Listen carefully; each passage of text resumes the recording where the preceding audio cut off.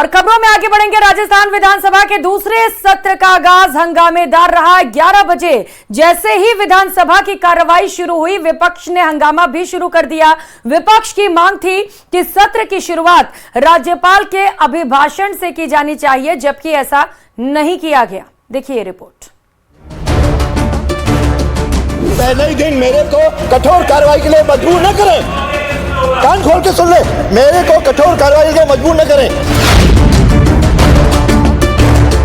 16वीं विधानसभा के दूसरे सत्र का आगाज कुछ इस तरीके से हुआ, जहां विपक्ष हंगामा करता रहा और स्पीकर वासुदेव देवनानी शांत करते रहे।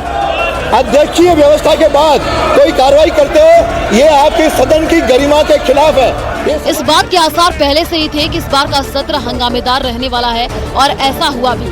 सदन की कार्यवाही जैसे ही शुरू हुई, विपक्ष राज्यपाल के अभिभाषण की मांग करने लगा।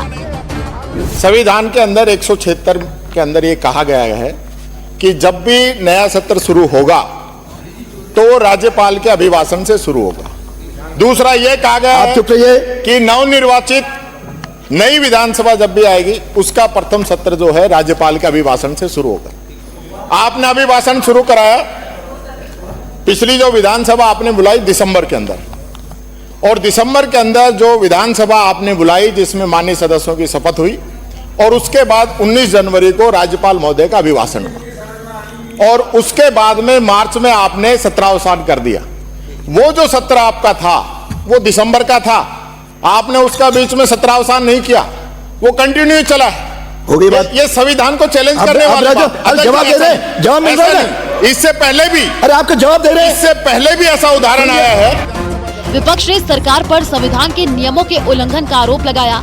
इतना ही नहीं, लोकसभा की तर्ज पर विधानसभा में माइक बंद करने का भी आरोप लगाया। मैं व्यवस्था दे रहा हूं। या तो बोलने तो दीजिए हमें, मेरा स्पीकर बंद कर देते हो, बार बार माइक बंद कर देते हैं। आसन पाओ आप राजा। सत्ता पक्ष की तरफ से संसदीय मंत्री जोगाराम पटेल टीकाराम जूली को जवाब देने खड़े हुए, हालांकि इस दौरान भी हंगामा होता रहा। जोगाराम पटेल ने कहा कि सदन की कार्यवाही विधि के मुताबिक हुई है।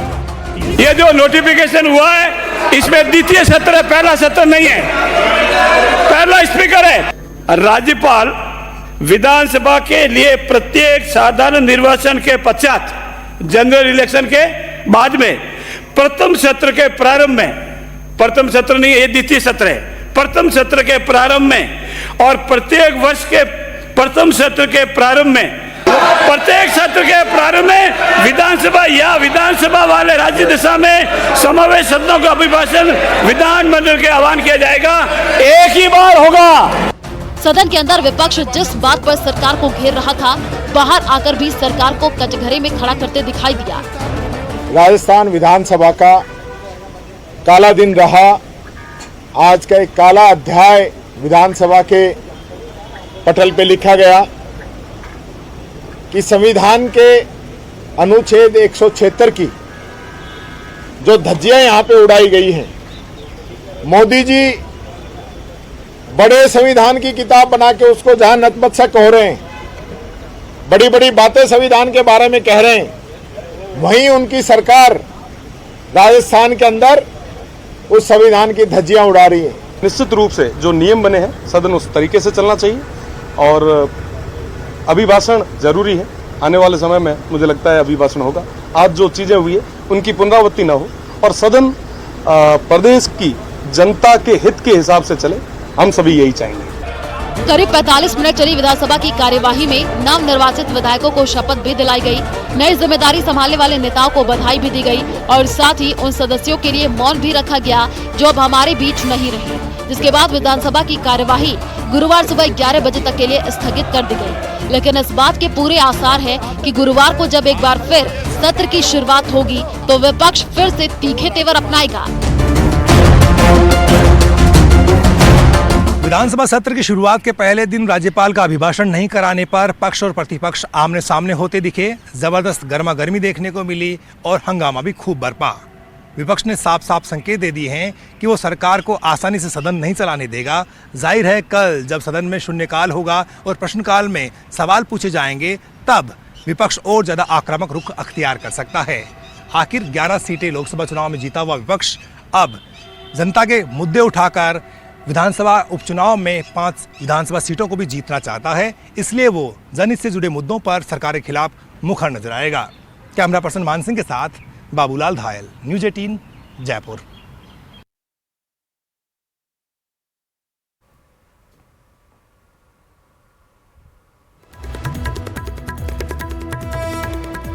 और रुक कर लेते हैं बड़ी खबर का। सवाई माधोपुर से बड़ी खबर है। विधायक इंदिरा मीणा की गाड़ी दुर्घटनाग्रस्त हो गई है। टायर फटने से कार डिवाइडर से टकरा गई।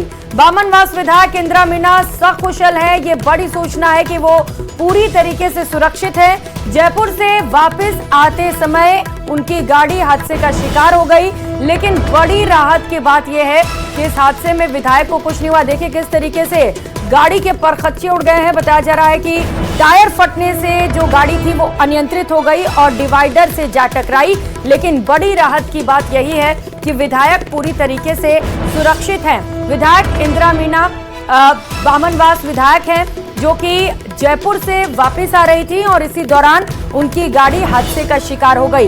हादसे के बाद की गाड़ी की तस्वीर आप देख पा रहे हैं कि किस तरीके से भयंकर हादसा हुआ था। गाड़ी की हालात को देखकर आप समझ सकते हैं कि कितना भयानक हादसा रहा होगा। रफ्तार से गाड़ी आगे बढ़ रही थी और टायर फटने से गाड़ी अनियंत्रित हो गई। और अब बात बुरे फंसे गुढ़ा की। झुंझुनू के जिला अस्पताल में धरने के दौरान पूर्व मंत्री राजेंद्र सिंह गुढ़ा द्वारा डॉक्टर्स के खिलाफ दिए गए बयान को लेकर अखिल राजस्थान सेवारत चिकित्सक संघ ने विरोध जताया है। डॉक्टर्स ने बुधवार को जिला अस्पताल में काली पट्टी बांधकर विरोध जताया और इस दौरान पूर्व मंत्री के खिलाफ कानूनी कार्रवाई की भी मांग की।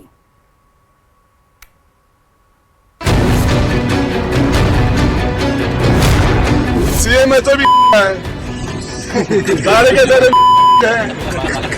सारे हैं, डूब के मरने वाले हैं। शर्म लिया को कहेगा ठीक है, जान चली गई।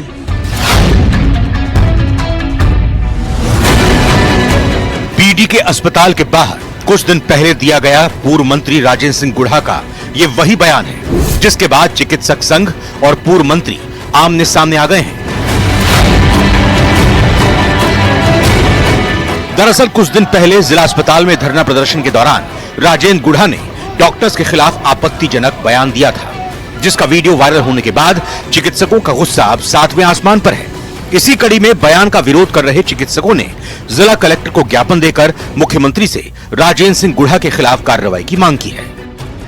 ये जो पिछले दिनों हमारे चिकित्सा विभाग के मुखिया और चिकित्सकों के प्रति जो अभद्र भाषा का इस्तेमाल किया गया, उसके विरोध में पूरा चिकित्सा समुदाय है वो लामबंद है और वो ये विरोध प्रदर्शन कर रहा है कि इस तरह के अशोभनीय भाषा का इस्तेमाल नहीं किया जाना चाहिए और अस्पतालों के अंदर जो धरना प्रदर्शन है वो बंद किया जाना चाहिए, क्योंकि इससे रोगियों की सेवाएं हैं वो बाधित होती हैं, आमजन गरीब आदमी के लिए जो सेवाएं बाधित होती हैं। काली पट्टी बांधकर सेवाएं देने वाले डॉक्टरों का साफ कहना है कि आने वाले 3 दिन तक इसी तरह का विरोध प्रदर्शन किया जाएगा। इतना ही नहीं, कार्रवाई न होने पर आंदोलन तेज करने की उन्होंने धमकी भी दी। हमारे यूनियन के जो अध्यक्ष हैं उन्होंने निर्णय लिया गया कि भाई ये हम एक प्रदर्शन कर रहे हैं और उसके बाद आगामी 3 दिन तक ये काली पट्टी बांधेंगे। उसके बाद जो यूनियन के पदाधिकारी जो निर्णय लेंगे उसी के अनुसार आगामी कार्रवाई की। दरअसल ये मामला कुछ रोज पहले का है, जब पंचदेव मंदिर के पास करंट की चपेट में आकर एक युवक की मौत हुई थी, जबकि 3 लोग गंभीर रूप से घायल हुए थे। आरोप है कि जब घायलों को बीडी के अस्पताल में आईसीयू में भर्ती किया गया तो उन्हें अटेंड करने के लिए कोई डॉक्टर वहां मौजूद नहीं था।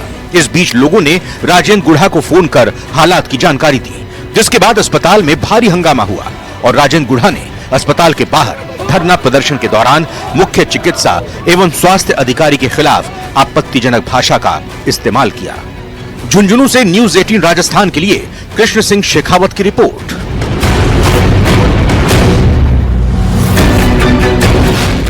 तो इधर आपत्तिजनक शब्दों के इस्तेमाल के बाद राजेंद्र गुढ़ा एक बार फिर से विवादों में आ गए, तो वहीं विवादों में घिरी हुई भीलवाड़ा नगर विकास न्यास एक बार फिर से सुर्खियों में आ गई। जहां एक बार फिर अजमेर एसीबी की टीम ने एक्शन लेते हुए नगर विकास न्यास में सर्च ऑपरेशन चलाया। यूआईटी में फाइलों के घोटाले और मुआवजे में गड़बड़ी की शिकायत को लेकर अजमेर के एसीबी की टीम ने कार्रवाई को अंजाम दिया। इसके तहत अतिरिक्त पुलिस अधीक्षक भागचंद मीणा के नेतृत्व में एसीबी की टीम द्वारा यूआईटी कार्यालय के आवास गृह शाखा में फाइलें खंगाली जा रही हैं। यहां से टीम द्वारा एक रिपोर्ट तैयार करके एसीबी मुख्यालय में भेजी जाएगी और इसके बाद मुख्यालय के निर्देश पर आगे की कार्रवाई की जाएगी। जून को जो एसीबी मुख्यालय द्वारा जो परिवार मेरे को प्राप्त हुआ था, उसी के क्रम में 30 जून को हमने कुछ रिकॉर्ड और वो प्राप्त किया था। उसके बाद हमने इनको कुछ और रिकॉर्ड उपलब्ध कराने के लिए लेटर वगैरह दिए थे। उसी के क्रम में आज वापस आए हैं कि वो रिकॉर्ड कितना क्या मिला है, नहीं मिला है, और उसके अलावा अन्य सोर्स से भी जो हमको इनपुट मिल रहा है उसके संबंध में भी हम वेरीफाई कर रहे हैं। किसी भी मीडिया साथी से या अन्य कोई भी व्यक्ति है जो पब्लिक पर्सन है वो दे सकता है, उनके बारे में वेरीफाई कर रहे हैं, उस संबंधित रिपोर्ट ले रहे हैं। और फिलहाल यहाँ वक्त चला छोटे से ब्रेक का। ब्रेक के बाद दिखाएंगे 5 मिनट में 50 जिलों की सभी बड़ी खबरें।